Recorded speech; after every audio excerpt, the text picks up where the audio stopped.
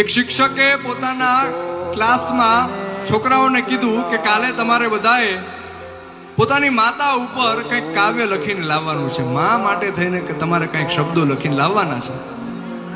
બધાએ છોકરાઓ બીજા દિવસે પોતાની નોટમાં પોતપોતાની રીતના કંઈક કાવ્ય લખીને લાવ્યા, કોઈ કંઈક શબ્દો લખીને લાવ્યા. પણ એક છોકરાની નોટ છે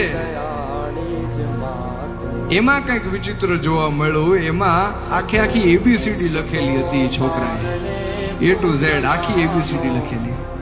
તો શિક્ષકે એ છોકરાને ઊભો કર્યો ને પૂછ્યું કે ભાઈ આ શું છે, આનો શું મતલબ? અને ત્યારે એ છોકરાએ જવાબ આપ્યો કે મને ભાષા શીખવાડનાર, મને બોલતા શીખવાડનાર મારી મા માટે થઈને હું શું લખી શકું, એટલે મેં આખી એબીસીડી લખી દીધી છે. મારી માને જેમ ગમશે એમ એ શબ્દો ગોઠવીને એની રીતના જોઈ લેશે. આ મા દીકરાના સંબંધની વાત છે.